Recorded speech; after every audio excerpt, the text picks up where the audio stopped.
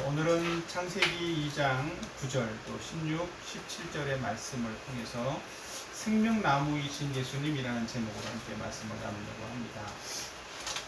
지난주에는 부활 생명이신 예수님이라고 하는 제목으로 말씀을 나눴는데 어떤 내용이었죠? 기억납니까? 예수님은 죽은 자에게 생명을 주시는, 부활 생명을 주시는 분이시다 라는 뜻을 말씀을 하셨고 함께 나누었고, 또 죽은 자에게 생명을 주시는 그 예수님은 우리에게 죽어도 죽지 않는 그런 생명을 주시는 분이시다라는 사실들도 함께 나누었습니다.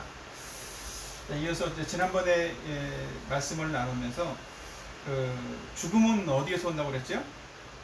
죽음은 무엇의 결과라고?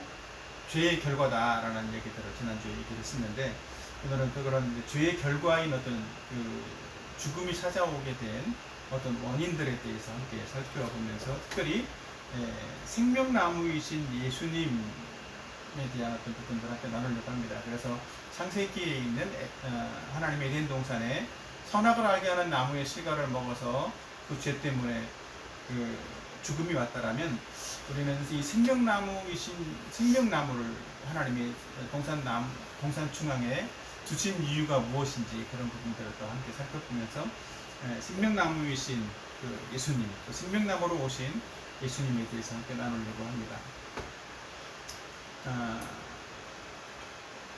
하나님이 우리에게 처음부터 원하신 것은 죄를 지어서 죽는 존재가 되게 한 것이 아니라, 하나님은 우리에게 처음부터 하나님과 더불어서 교제하고 영생을 얻는 그런 자로 우리에게 우리를 인간을 만드셨고, 그렇게 하나님을 두셨다라는 거예요. 그래서 우리는 처음부터 하나님이 인간을 창조할 때부터 인간은 영원한 행복과 풍성함을 누릴 수 있는 그런 존재로 하나님이 만들어 놓으셨다라는 것이죠.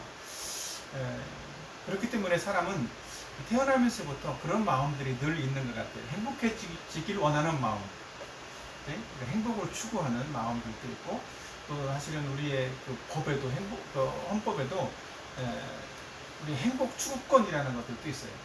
그래서 모든 사람은 다 행복하게 살기를 원하고 또 행복하게 살아야 된다라는 그런 마음들을 다 가지고 있다라는 것이죠. 근데 그런 행복들을 실제로는 많이 누리지 못하기 때문에 사람들이 그 행복한 삶을 살지 못해서, 행복하지 못해서 자살해 죽는 사람들이 있고, 또 그런 행복을, 진정한 행복을 찾지를 못하기 때문에 사람들은 소확행에 만족을 하는 그런 삶을 살게 되기도 하는 것 같습니다. 소확행이 뭔지 알아요? 소확행은 작지만 일상에서 느낄 수 있는 소소한 그런 또 확실한 행복을 소확행이다 그래요. 그러니까 작은 행복들을, 큰 행복은 아니지만 작은 행복들을 많이 쌓아서 누리다 보면 행복해질 거야, 이런 어떤 생각들을 한다는 것이죠. 그런데 이런 소확행을 누리려는 어떤 그런 생각들, 그런 밑바닥에는 사람들은 이런 진정한 행복을, 하나님이 주신 어떤 영원한 행복을, 지속적인 행복을 누리지 못하고 있다라는 것에 근거를 두고 있다라고 하는 거죠. 그렇기 때문에 이 작은 것이라도 조금씩 행복을 누리며 사는 것으로 만족해보자, 이런 마음들을 갖게 된다라는 거예요. 그래서 가장 큰 행복을 누리는 것이 하나님이 우리에게 주시려고 하시는 하나님의 창조의 목적이고 또 계획이기도 하다라고 하는 것입니다. 그래서 우리가 어떤 문제를 가지고 있든지 그 문제의 원인이 무엇이다라는 것들을 안다라면, 우리는 그 문제를 해결할 수 있는 어떤 방향도, 길도 찾을 수 있게 될 것인데, 이런 것과 비슷하게 사실은 행복하려고 하는 것들도 마찬가지다라는 생각이 들어요. 왜 행복하지 못한가? 그 행복하지 못하는 어떤 원인들을 우리가 알게 된다라고 하면, 우리는 진정으로 행복할 수 있는 그런 사람이 되어질 수 있다라고 하는 것이지요. 그래서 행복한 삶을 살 수 있는 가장 본질적인 방법이 무엇인가라고 하는 것들을 오늘 말씀을 통해서 함께 나눴으면 좋겠는데, 사실은 사람들은 이런 본질적인 어떤 질문들을 많이 하고 살아야 됨에도 불구하고 그런 것들을 하지 못하는 경우들이 참 많은 것 같아요. 나는 어디서 왔는가? 그리고 나는 어디로 가는 존재인가? 나는 왜 이런 모습으로 내 인생을 살아가고 있는가? 또 이런 모습으로 막 살아갈 수밖에 없는 그런 이런 나의 모습은 어디서부터 시작되었는가? 어느 날 갑자기 이렇게 뜬금없이 시작된 것은 아니라는 거죠. 그럼 또 이런 모습 이대로, 이 모습 이대로 살다 보면 내 모습에 또 내 인생의 끝은 어디인가, 이런 생각들을 사실은 많이 해야 되는데, 이런 생각들을 하지 못한다라면 그냥 주어지는 대로 주어지는 환경 속에서 살아갈 수밖에 없게 되는 것 같아요. 그리고 또 이런 것의 원인이 무엇인지를 정확하게 알지 못하면 행복하지 않는 삶을 지속적으로 살아갈 수밖에 없는, 그래서 쾌락 위주의 어떤 삶을 살아갈 수밖에 없는 그런 삶으로 전락해 버린다는 것이죠. 마치 어린아이가 엄마 아빠랑 놀이공원에 놀러 갔다가 엄마 아빠를 잃어버렸다. 그럼 어떨까요? 그 아이는 행복할까요?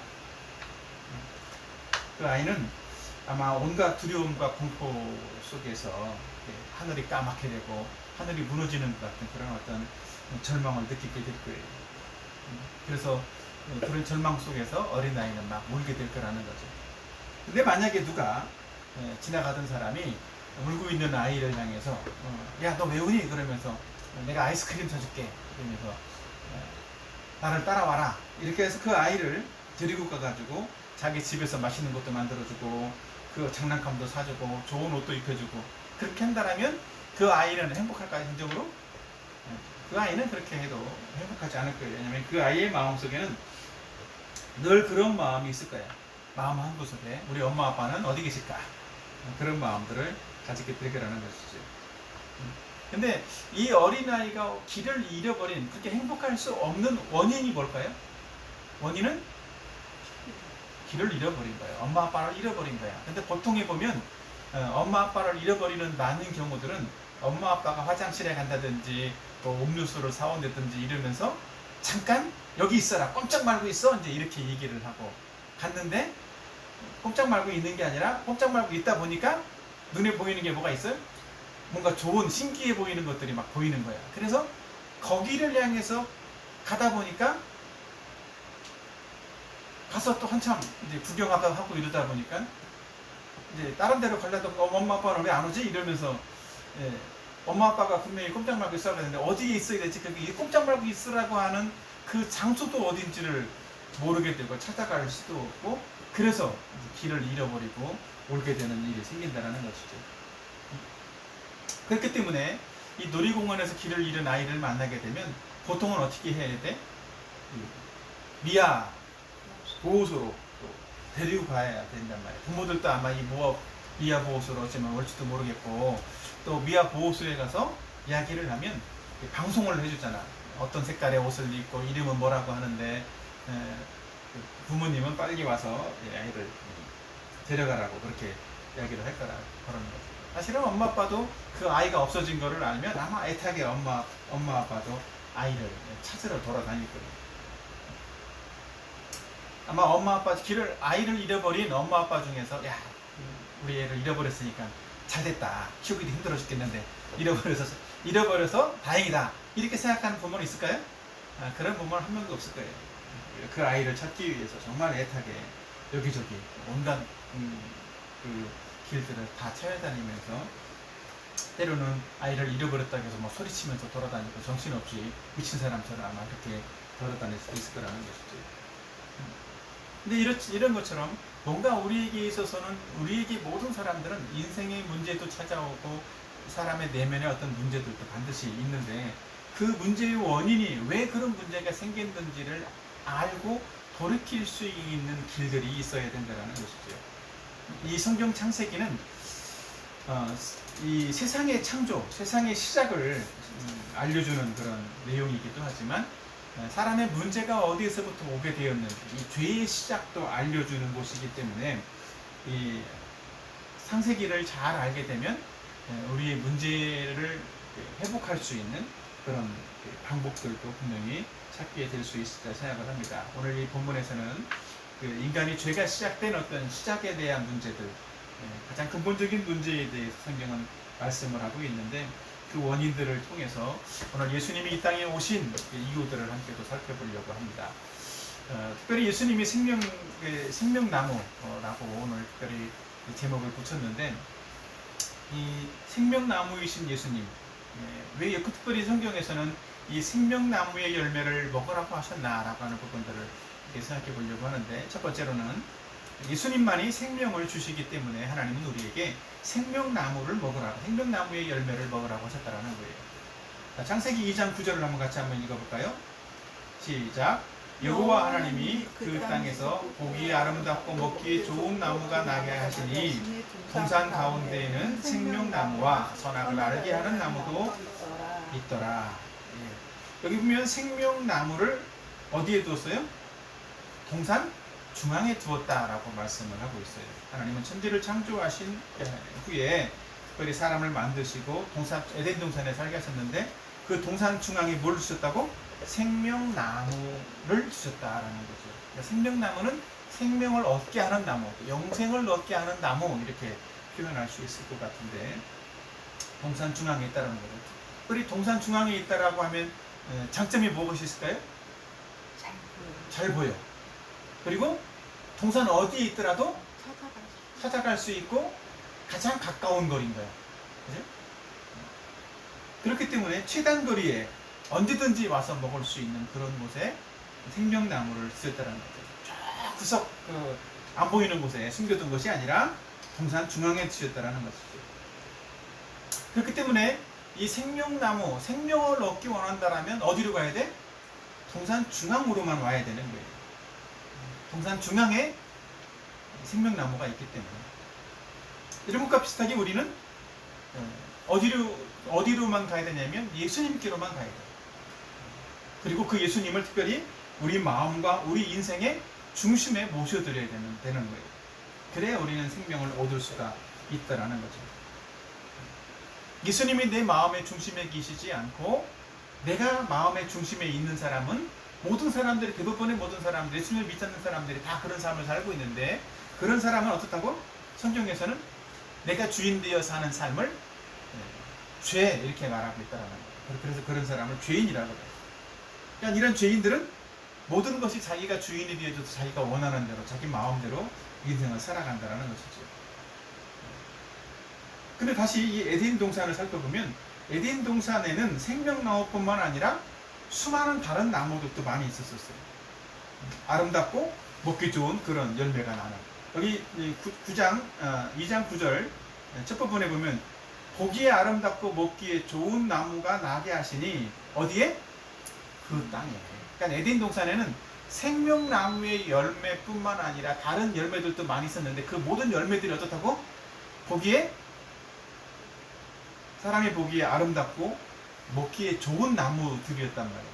그런 나무들을, 그런 열매 맺는 나무들을 하나님이 동산에 많이 두셨다라는 거죠. 그렇기 때문에 똑같은 열매라고 해서 저것도 맛있어 보이네, 저것도 맛있어 보이네, 이런다라고 해서 그 나무의 열매를 먹기만 하면 생명을 얻을 수 있을까요? 다른 나무의 열매를 먹으면 배는 부를 수 있을지 모르지만 영생은 얻을 수 없다라는 거예요. 오직 이 생명나무의 열매만 먹어야 된다는 것이죠. 세상에 많은 종교가 있는데, 많은 종교 중에서 꼭 누구만 믿어야 된다고? 예수님만 믿어야 된다. 다른 많은 종교들도 그럴싸하게 보이기는 해.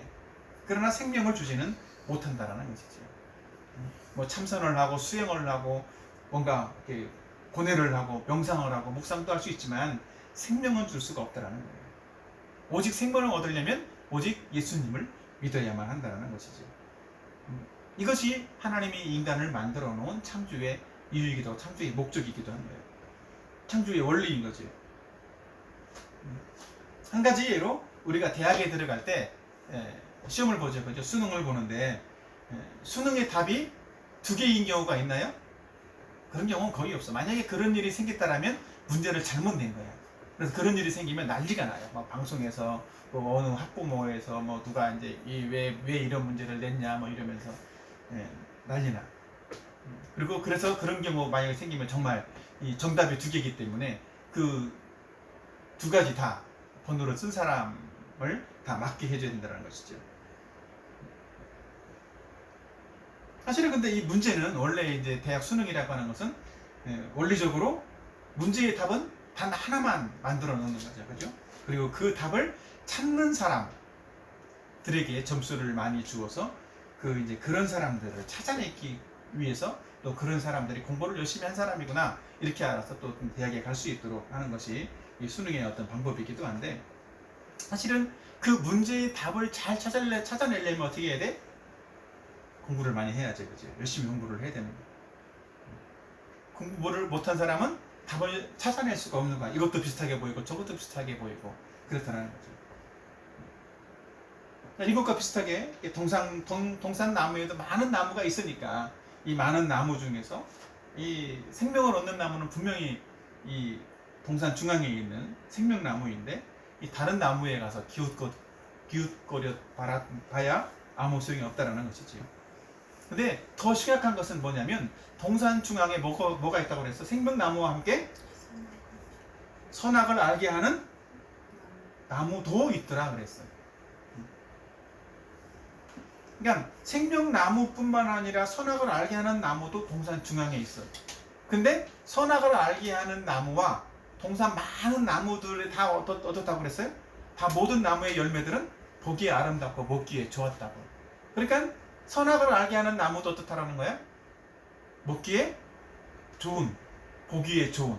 그래서 먹음직하고 보암직도 하고 뭐 이런 어떤 형태의 분명히 유혹될 만한, 저거 정말 먹으면 정말 좋을 것 같아, 이렇게 유혹될 만한 그런 나무가 바로 선악을 알게 하는 나무였다라는 것이죠. 선악을 알게 하는 나무만 먹으면 어떻게 된다고? 반드시 사람은 죽게 된다라는 거예요. 그것은 정답이야 아니면 정답이 아닌 거예요? 인생을 하나님이 인간에게 주신 정답이 아닌 거란 말이에요. 오직 정답은 하나, 동산 중앙에 똑같이 있다고 할지라도 선악을 알게 하는 나무만 먹어야 영생을 얻을 수 있다라고 하는 거죠. 그렇기 때문에 우리는 어떤 나무의 열매를 먹어야 되는지 우리는 잘 분별할 수가 있어야 된다고. 분별을 하려면 어떻게 해야 돼요? 아까 이제 공부도 열심히 해야 되는 것처럼 분별을 하기 위해서는 사람들은 좀 생각이 필요해. 생각을 해야 돼. 하나님이 무슨 나무 열매를 먹으라고 그랬지? 생각을 해야 된다는 거예요. 하나님이 뭐라고 말씀하셨는지. 자, 그래서 창세기 2장 16절, 17절 이 말씀 같이 한번 읽어보도록 합시다. 이게 하나님이 말씀하신 거예요. 시작. 여호와 하나님이 그 사람에게 명하여 이르시되 동산 각종 나무의 열매는 내가 임의로 먹되 선악을 알게 하는 나무의 열매는 먹지 말라.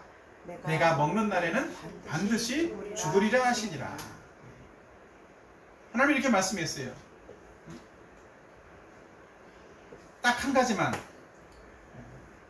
먹지 마라 이렇게 말씀했죠, 그죠? 그리고 딱 한 가지, 생명을 얻게 하는 나무, 생명나무의 열매만 먹어야 생명을 얻는다. 아마 이것이 한 나무는 영생을 얻고 생명을 얻는 나무이고, 한 나무는 죽고 영원히 죽는, 영원한 사망에 이르게 하는 나무이기 때문에 어쩌면 이것을 중앙에 두실지도 모르겠어요. 근데 한 나무는 반드시 먹어서는 안 되고 한 나무는 반드시 먹어야 할 나무라는 것이죠. 우리가 기억해야 될 것은 이 생명을 얻게 하지 못하는, 이 반드시 죽게 하는, 선악을 알게 하는 이 나무가 무엇인지 이것만 분명하게 한 가지만 알아도 어때? 사람은 죽지 않게 되는 거예요. 많은 나무의 열매들을 이거 빼고 다른 열매들을 먹다 보면 설령 어때? 생명나무의 열매를 잘 모른다 할지라도 어느 날은 언젠가는 먹게 되겠지, 그죠? 우리가 시험을 볼 때도 어때? 그렇기 때문에 시험에서 정답을 가려낼 때 가장 확실하게 분명히 하나를 정답을 내가 알면 정말 그거는 가장 공부를 잘하는 사람이고 제일 쉬운 거지. 그 정답을 체크하고 넘어가면 되니까. 근데 이것도 비슷해 보이고 저것도 비슷하게 보여. 그럴 때 할 수 있는 가장 좋은 방법은 뭐야? 가장 확실한 거, 정답이 아닌 것을 먼저 찾으면 돼. 그래서 그거를 제껴놓으면 된다는 거예요. 그리고 그 나머지 중에서 정답인 것을 고르면 된다는 것이죠. 이것이 분별력이라는 거예요. 이런 분별력을 얻기 위해서 우리는 성경을 봐야 되는 거예요. 그래서 성경 읽기를 하는 것이고, 또 성경 공부를 하는 것이기도 한 거예요. 왜? 우리가 혼자만 생각해서는 잘 모르니까. 하나님이 뭐라고 말씀하셨지? 이거를 들어보기 위해서, 생각하기 위해서, 알아보기 위해서 성경을 읽기도 하고 또 성경을 공부하는 것이라는 것이죠. 그럴 때 우리는 성경을 통해서 예수님이 어떤 분이신지를 알게 되고, 또 성경을 통해서 예수님을 믿고 또 영생을 얻는 사람이 되는 거예요. 자, 요한복음 5장 39절 말씀 한번 같이 볼까요? 시작. 너희가 성경에서 영생을 얻는 줄 생각하고 성경을 연구하거니와 이 성경이 곧 내게 대하여 증언하는 것입니다. 우리는 성경을 연구해야 된다라고 그랬어요. 공부해야 된다는 것이지. 어떤 목적을 가지고? 성경에서 영생을 얻기 위해서. 왜냐하면 이 성경이 누구에 대한 말씀이라고? 예수님을 증거하는 말씀이기 때문에 우리는 이 성경을 통해서 영생을 얻기 위해서 성경을 읽고 성경을 공부하는 일들을 게을리하지 말아야 된다라고 말씀을 하고 있는 거예요. 우리는 성경을 바르게 알고 또 성경을 통해서 예수님을 바르게 믿을 때에만 영생을 얻는 그런 사람이 된다는 것이죠. 그럼 예수님을 믿을 때에만 우리의 죄 문제를 해결할 수 있어요. 또 성경을 통해서 우리는 예수님이 십자가에서 우리의 죄를 대속해 돌아가시고 우리가 의롭게 되어지고 또 우리가 하나님께 나갈 수 있는 길이 열렸다는 것을 성경을 통해서 알게 된다는 것이죠. 그리고 성경을 바르게 알아야만 성경을 통해서 바른 선택을 할 수가 있게 되고 영생을 누릴 수 있는 그런 사람이 된다는 것이죠. 성경을 통해서 예수님을 바르게 알고 바르게 믿는 저와 모든 사람들이 됐으면 좋겠습니다. 아멘.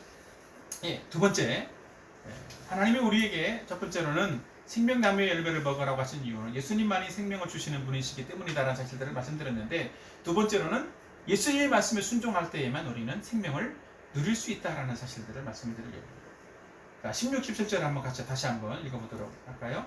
시작.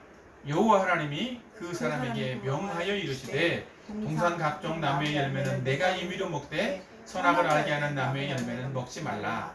내가 먹는 날에는 반드시 죽으리라 하시니라.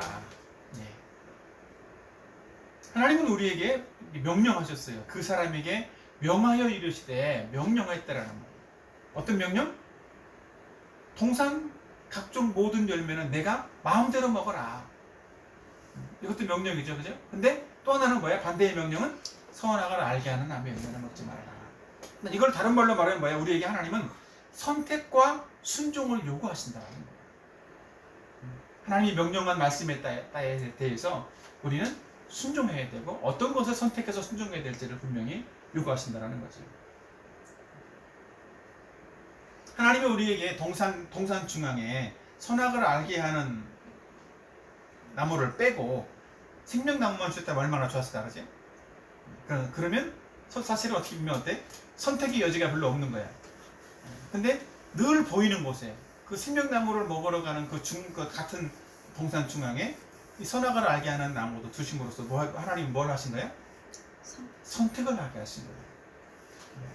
둘 다 먹어라 이런 의미가 아니라 선택을 하게 하신 거라는 거죠. 그래서 선악을 알게 하는 나무의 열매는 먹지 마라. 그렇다면 왜 이것이 선택이냐면 선악을 알게 하는 나무는 이 선악을 알게 하는 나무가 의미하는 건 뭐냐면 창조주와 피조물의 어떤 경계선을 의미하는 거예요. 선악을 알게 하는 나무는. 그러니까 선악을 알게 하는 나무를 보면서 뭘 보라는 거야? 이거를 먹지 말라고 했지. 누가? 하나님이. 우리를 창조하신 하나님이 먹지 말라고 하신 거야. 이 창조주를 기억하라는 것이죠. 우리의 주인이 누구냐라고 하는 것을 기억하라는 거예요. 그리고 우리는 그 주인 대신 하나님의 말씀에 순종해야 될, 그분의 명령에 순종해야 될 존재라는 것들을 기억하라는 거예요. 이것은 우리가 뛰어넘어서는 안 될, 인간이 넘지 말아야 할 경계선을 보여주는 것이 이 선악을 알게 하는 나무라는 것이죠. 그래서 선악을 알게 하는 나무를 동산 중앙에 두심으로써 인간은 늘 이 창조주 하나님을 기억할 뿐만 아니라 그분을 마음에 모시고 늘 그분께 순종하는 그런 삶을 살아야 된다는 것들을 기억하게 하셨다는 것이지요. 다시 말하면 우리는 하나님의 말씀만을 순종하고 살아야 하는 존재라는 사실들을 말씀하고 있는 거예요. 오직 예수님만을 믿고 그분의 말씀대로 순종해 살아야 되는 존재가 바로 우리들이다라는 사실들을 말씀하고 있다는 것이죠. 근데 우리가 이제 이 선악을 알게 하는 나무를 따먹는 것처럼 이런 우리의 위치, 또 우리의 본분을 망각하고 이 한계선을 뛰어넘어가게 되면 문제 뭐가 생기게 되냐면 문제가 생기는 거예요. 이 한계를 뛰어넘어가면 바로 그것이 죄라는 것이죠. 선악의 기준을 선악을 알게 하는 나무는 선악을 분별할 수 있는 기준을 갖는 거예요. 선악을 분별하는 기준은 누가 가지고 있다고? 우리를 창조하신 창조주 하나님이 가지고 있는 건데, 그죠? 선악을 알게 하는 나무의 열매를 우리가 따먹는다는 것은 뭐라고? 그 기준을, 선악을 알게 하는 기준을 누가 갖겠다라는 거야? 내가 가지겠다라는 거야. 그러니까 선악을 알게 하는 선악의 기준을 내가 가지게 되면 내가 보기에, 내 마음속에 보기에 좋은 것은 선이고 악한 것은 악인 거야. 그렇게 해서 만약에 그렇게 선악을 알게 하는 선악의 기준을 내가 가진다라면 어떤 문제가 생길까요? 사람마다 다 각자의 선악의 기준이 다른 거야. 요즘 사람들을 보면 어때? 선악의 기준이 똑같은 것 같아? 다른 것 같아? 다 달라. 어떤 사람은, 예를 들어서 어떤 사람은 길거리에 가다가도 침을 뱉은 것도 안 좋은 거야 이렇게 생각하는 사람들이 있고, 어떤 사람은 뭐 침을 뱉는 것 정도가 아니고 뭐 쓰레기를 버려도 안 돼, 괜찮아 이러는 사람도 있다라는 거야. 심지어 그 기준들이 다르기 때문에 사람은 사람의 생명을 존중해서 사람을 존중하게 여기고, 또 인격을 존중도 해주고, 또 죽이면 안 돼 이렇게 생각하는 그런 기준을 가진 사람도 있지만, 어떤 사람은 어때? 사람을 죽이는 거를 마치 재밌어 하는 것처럼, 재밌는 것처럼 생각하는 사람도 있다는 거예요. 그러다 보니까 사회에서는 법이라고 하는 것들을 만들어서 그런 기준들을, 공통된 법 기준을 갖자 이렇게 만들어 놓기도 하는 거죠. 근데 많은 경우에 사람들은 다 이렇게 모두 각자의 하나님을 모르는, 하나님을 떠난 사람들은 다, 이 선악과를 따먹은 사람들은 다 어때? 기준을 다 누가 가지고 있다고? 자기가 가지고 있기 때문에 마치 내로남불처럼 그런 생각을 하는 거예요. 불륜을 저질러도 내가 하면 로맨스고 남이 하면 불륜이다 이런 것처럼. 근데 사람들은 자기가 죄인이고 자기가 죄를 짓는다라는 것들은 생각을 하지 못하고 다 어떻게 돼? 남이 하는 죄, 남이 잘못한 거, 나는 이렇게 잘하고 있는데 너는 왜 그거 못해? 이렇게 다 남이 하는 잘못만 지적하고 판단하는 그런 사람이 돼버렸더라고요. 그래서 단지 자기 자신이 잘못하는 것에 대해서는 핑계를 대는 거예요. 어쩔 수 없었다 이러면서. 그리고 남의 탓을 하고, 그리고 책임을 남에게 전가하는 그런 사람이 돼버렸다는 것이죠. 실제로 그래서 어린아이들도 보면, 어린아이들이 유치원이나 엄마들한테 어린아이들이 거짓말하는 방법에 대해서 교육을 받을까요? 안 받을까요? 교육을 안 받아. 누군가 거짓말하는 방법을 알려주는 사람은 아무도 없어. 엄마 아버지가 안 알려주니까 할머니나 할아버지가 이리와 불러가지고 거짓말은 이렇게 하는 거야 이렇게 알려주지도 않는다는 거예요. 근데 그럼에도 불구하고 어때? 어린아이들은 뭔가 자기가 마음대로 자기가 하고 싶은 일을 막 하다가 너 왜 그랬어? 그러면 어린아이들은 어때? 순간적으로 자연스럽게 거짓말을 해. 그죠? 배운 적도 없는데 거짓말을 한다는 거예요. 그것이 잘못이라는 것을 인식을 하게 되면 거짓말로 이겨진다는 것이죠. 거짓말은 배워서 하는 것이 아니라 원래 죄를 지은 사람, 이 죄의 기준을 내가 가지고 있는 사람한테 자연스럽게 나오는 것이라는 거예요. 아이들의 모습을 보면 정말 천사와도 같은 아이들이지만 잘못을 하게 되면 자기도 모르게 거짓말을 하게 된다는 것이죠. 그래서 우리는 이 순종을 배워야 되는 거예요. 바른 기준을 배워야 된다. 거짓말은 안 배워도 나오지만 순종하는 것들은 어때? 배워야만 할 수 있는 게 순종인 거예요. 만일 우리의 삶에 어떤 문제가 생겼다면 우리는 스스로 그 문제를 해결해 보려고 노력하기 전에 우리는 먼저 그걸 가지고 하나님의 말씀에 가지고 나와야 돼. 예수님께 가지고 나와야 된다고. 하나님 말씀에 뭐라고 말씀하셨는가?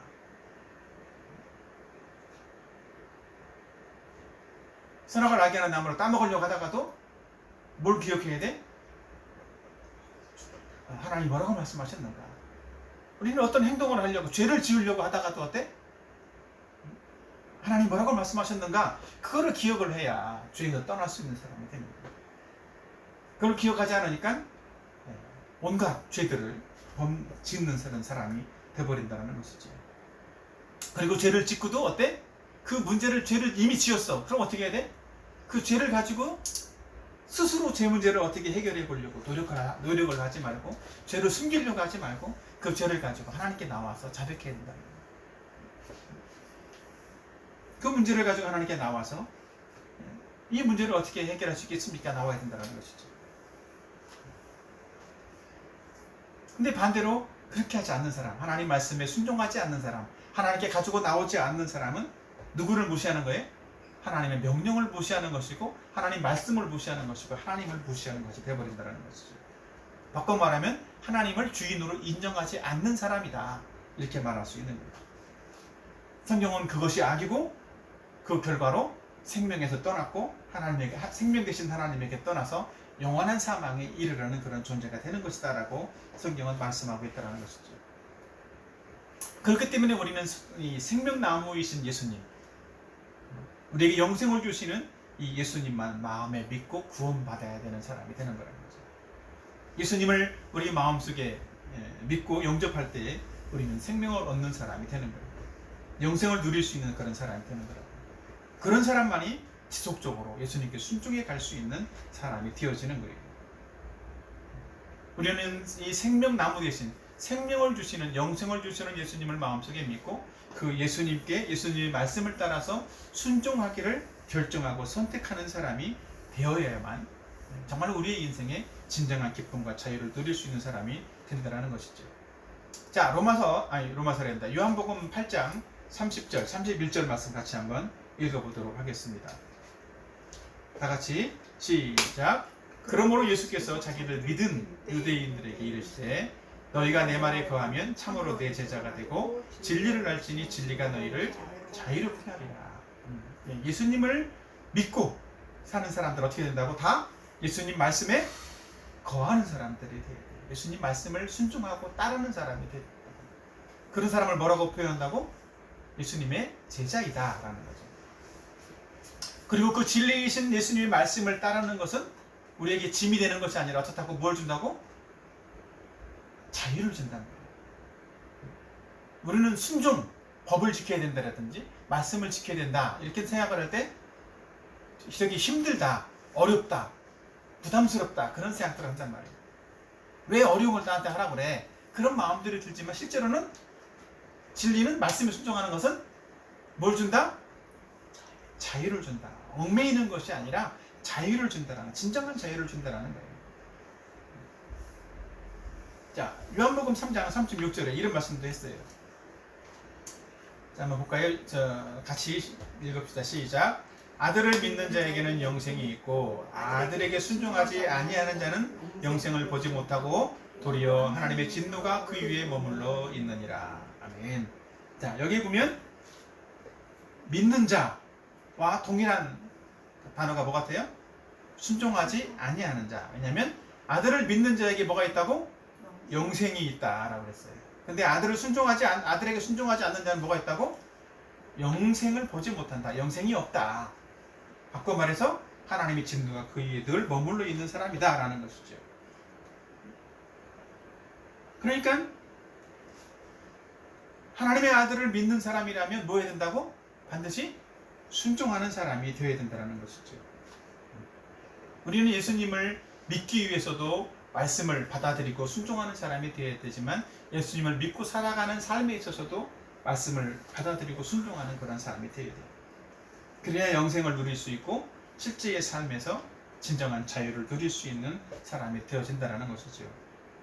그렇지 않을 때 하나님의 진노가 늘 우리 위에 머물러 있게 되고 영원한 사망에 이르르는 그런 사람이 될 수 있다라고 하는 것입니다. 오늘 이 말씀처럼 이 생명나무이신 예수님에 대해서 오늘은 같이 말씀을 나눴는데 예수님이 우리에게 생명을 주시는 분이라는 사실들, 또 예수님의 말씀을 기억하고 말씀에 순종할 때에만 진정한 자유와 생명을 누릴 수 있는 그런 사람이라는 사실들을 생각하고 늘 말씀에 순종하면서 예수님을 마음속에 모시고 말씀에 순종하는 그런 삶을 통해서 진정한 자유와 복스러운 그런 은혜를 받아 누리는 그런 생애들이 저와 여러분 가운데 일어나기를 예수님 이름으로 축원합니다. 아멘. 아멘.